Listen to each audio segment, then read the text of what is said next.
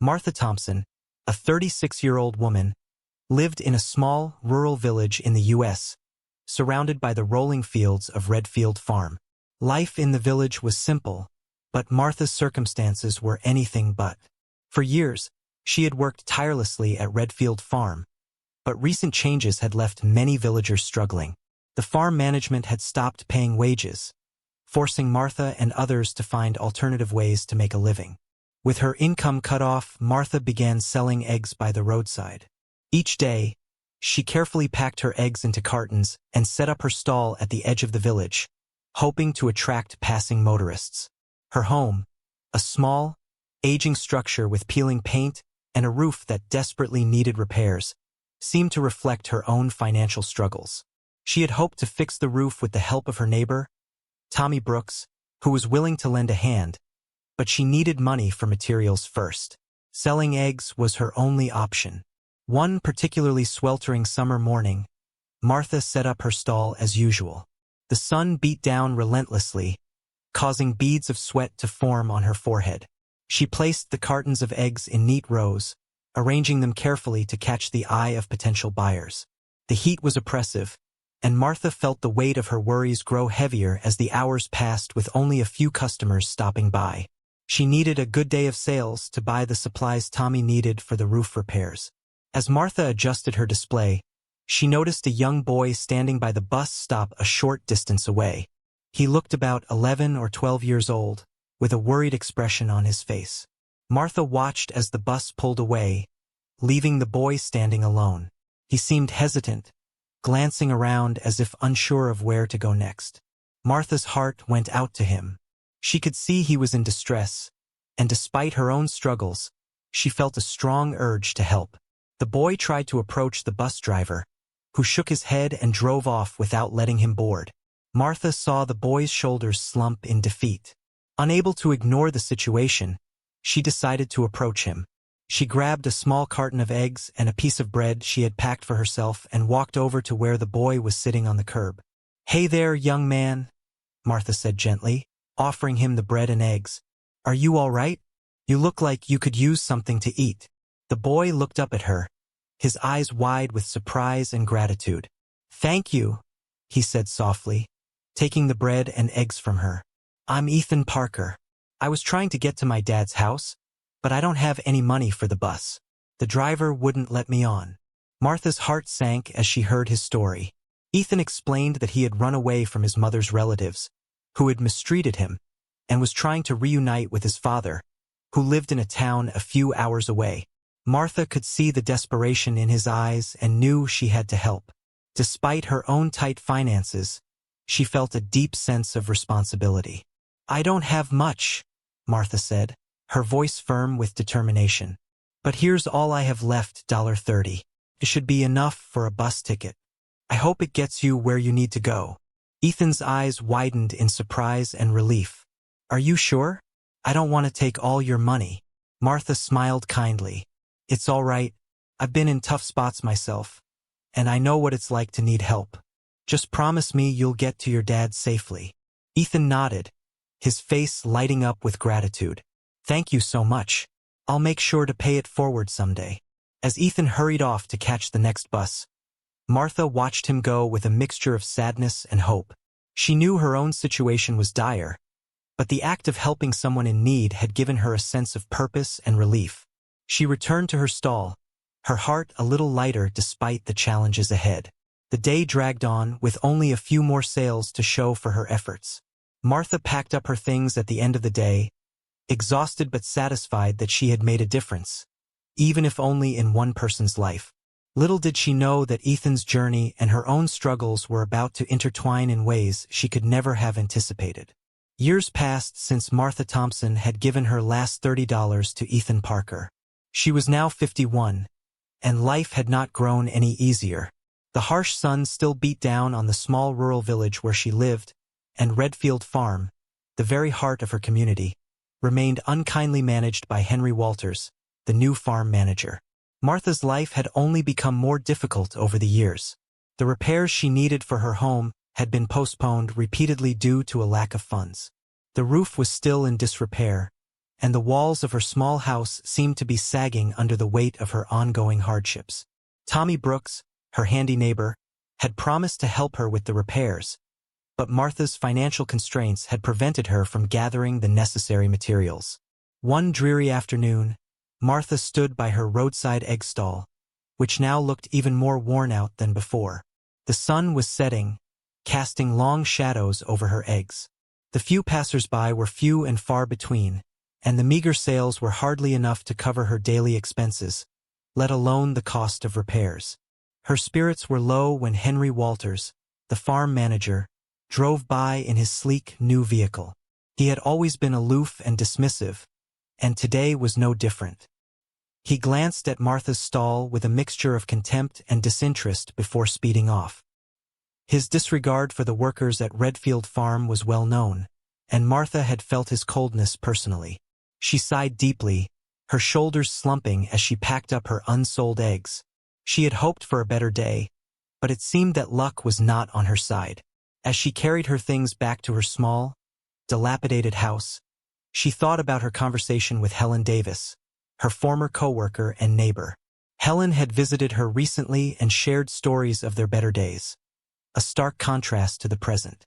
As Martha approached her home, she noticed Helen waiting at her doorstep. Helen looked concerned, her face lined with worry. "Martha," she said, her voice tinged with sympathy. "You look exhausted. How are you holding up?" "It's been tough," Martha admitted, her voice heavy with weariness. "I'm struggling to make ends meet, and the house repairs are still on hold. Henry Walters doesn't care about us at all. He's made it clear that our loyalty means nothing to him." Helen shook her head. "It's such a shame. We worked so hard for that farm, and now we're left with nothing." The two women sat on Martha's creaky porch, reminiscing about better times and discussing the current injustices they faced. Martha felt a small comfort in sharing her frustrations with Helen, but it did little to ease the burden of her reality. Later that week, as Martha was preparing to settle in for the night, she heard the distinct sound of a car pulling up outside.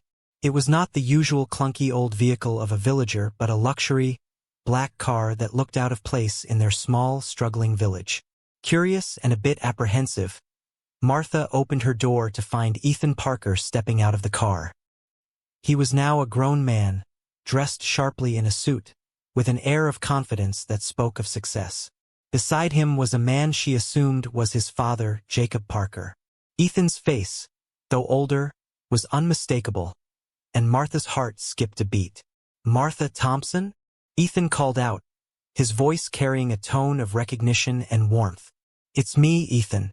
I don't know if you remember me, but I'm here because of what you did for me years ago."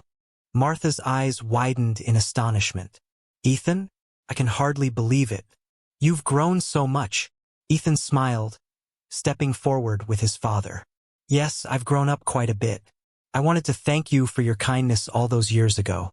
You gave me the $30 I needed to reach my father, and that changed my life. My father and I have been able to build a good life together, and now I want to help you." Jacob Parker, standing beside Ethan, nodded in agreement. "We heard about your situation, and we're here to make things right. We want to help you repair your home and get things back on track." Martha was overwhelmed. Tears welled up in her eyes as she looked at Ethan and Jacob, unable to find the words to express her gratitude. "I don't know what to say. This is more than I could have ever imagined." As Ethan and Jacob began discussing plans for repairing Martha's house, the weight of her struggles seemed to lift, replaced by a glimmer of hope she hadn't felt in years. The unexpected kindness from Ethan, the boy she had helped so long ago, had come full circle, bringing with it the promise of a brighter future. The arrival of Ethan Parker and his father, Jacob, had been a beacon of hope for Martha Thompson. Over the next few days, they took swift action to transform Martha's life. Jacob, with his business acumen, quickly arranged for a contractor, Joe Miller, to start repairing Martha's home. Joe and his team arrived with a flurry of activity, bringing much-needed materials and tools. Martha watched in awe as the once dilapidated house began to take on a new, hopeful appearance. The repairs were extensive. The roof was patched and strengthened, Walls were reinforced, and the old, sagging porch was replaced. Martha was astonished by the speed and quality of the work. Her house, once a symbol of her struggles, was slowly becoming a place of comfort and security. During this period, Martha had several conversations with Ethan and Jacob. They shared stories about their lives, how Ethan had grown up, and the challenges they had overcome. Ethan, now a successful businessman, spoke with passion about his ventures and the difference his father had made in his life. Jacob, a kind and considerate man, expressed his gratitude for Martha's earlier kindness and how it had inspired their desire to help her. One afternoon, as Joe Miller's team worked diligently on the repairs, Martha noticed the familiar, luxury car of Henry Walters pulling into her driveway. Henry, looking agitated and out of place in the midst of the repair work, stepped out with a scowl. "What's going on here?" Henry demanded, his voice sharp and accusatory. "Who's paying for all this? How can you afford such extensive repairs?" Martha, taken aback by his sudden intrusion, looked to Ethan and Jacob for support. Ethan stepped forward, his demeanor calm but firm. "Henry Walters, this is a private matter. Martha's situation has been taken care of by us, and we are handling all the expenses." Henry's face reddened with frustration. "I don't believe this. How could she possibly manage such work?" Jacob, stepping up beside Ethan, added, "We plan to discuss the treatment of workers at Redfield Farm with you. We've heard about the way you've been running things, and we believe it's time for a serious review. There might be an investigation into the farm's practices, including a potential audit." Henry's eyes widened in panic. "An investigation? You can't do that." Jacob's steady gaze didn't waver. "We can and we will if necessary.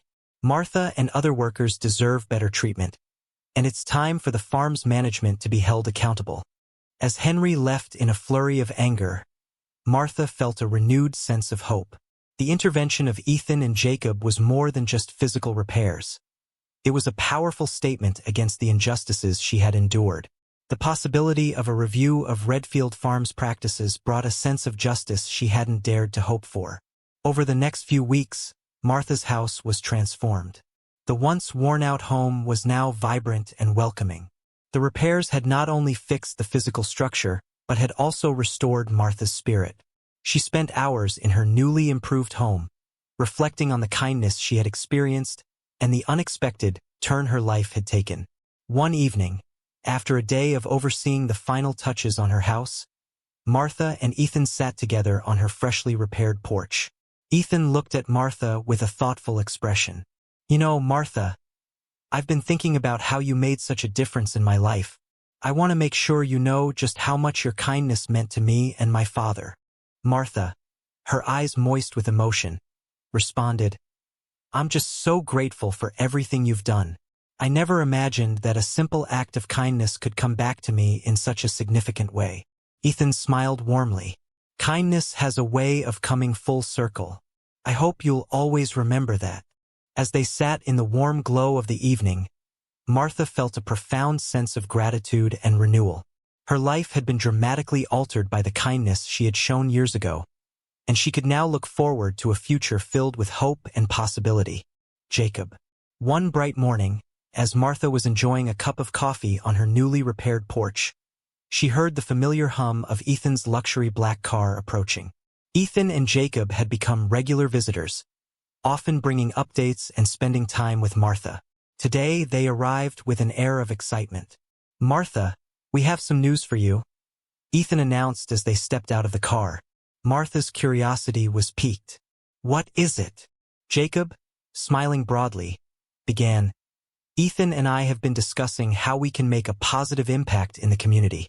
We want to extend our support beyond just your home." Martha looked between them, her eyes wide with surprise. "What do you mean?" Ethan continued. "We've been thinking about how the treatment of workers at Redfield Farm has been unfair. We believe that by making our intentions clear, we can inspire some real change." Jacob nodded in agreement. "We've scheduled a meeting with the farm's management. Our goal is to ensure that all workers are treated with respect and receive fair wages." We hope this will set a precedent for how employees should be valued. Martha felt a swell of hope and relief. That's wonderful. The workers at Redfield Farm deserve so much more. Thank you both for standing up for them. As the days passed, the meeting with the farm management took place. Ethan and Jacob presented their case with compelling arguments, highlighting the mistreatment of workers and proposing reforms. The farm's management, initially defensive, began to understand the gravity of the situation. Ethan's and Jacob's resolve, combined with the possibility of a formal audit, prompted a commitment to address the issues. Back at Martha's home, life began to settle into a new routine. Ethan and Jacob's support had not only repaired her house, but had also given her a renewed sense of purpose. With the repairs complete, Martha took the time to enjoy her surroundings, often hosting small gatherings for friends and neighbors. Helen Davis, Martha's former coworker and neighbor, was one of the first to visit after the renovations. She marveled at the transformation. "Martha, your home looks amazing. I can't believe the difference. It's like a new place." Martha smiled, grateful for Helen's support. "It's all thanks to Ethan and Jacob. Their kindness has made such a difference in my life." Helen's eyes sparkled with admiration. "You must feel so relieved and happy. It's good to see that someone is finally standing up for the workers at Redfield Farm." Martha nodded. "Yes, it's been an incredible journey. I feel a renewed sense of hope for the future." One evening, as Martha was preparing dinner, Ethan and Jacob arrived with a small surprise. They had brought a large basket filled with fresh eggs from Martha's own farm, along with a handwritten note.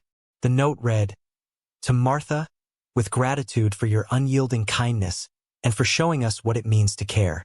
From Ethan and Jacob." Martha's eyes filled with tears as she read the note. She felt overwhelmed by the depth of their generosity and the impact it had on her life. As the story of Martha's kindness spread, more people in the village began to notice the positive changes. The improvements at Redfield Farm and the sense of community support brought a new vibrancy to the village. The workers, now treated with greater respect, were more motivated and hopeful about their futures. Ethan's visits to Martha's home became regular, and he often spoke of his desire to make Martha's home a second home for himself. He had grown close to her and appreciated her as a second family. Martha welcomed the idea, feeling that Ethan and Jacob had become an integral part of her life. One crisp autumn evening, as the sun set over the village, Ethan and Jacob sat with Martha on her porch. The air was filled with a sense of accomplishment and contentment. "Martha," Ethan said, "I want you to know that you've become a significant part of my life. Your kindness has inspired me to make a difference, and I'd like to make your home a second home for myself." Martha's heart swelled with warmth. "Ethan, I'd be honored. Feels like we've come full circle. Your support has given me so much, and I'm grateful for the bond we've formed." The story concluded with Martha feeling a deep sense of fulfillment and belonging. The kindness she had once extended had come full circle, transforming not only her own life but also the lives of those around her. The village, the farm, and her home were all testament to the power of compassion and the unexpected blessings that can arise from a simple, selfless act.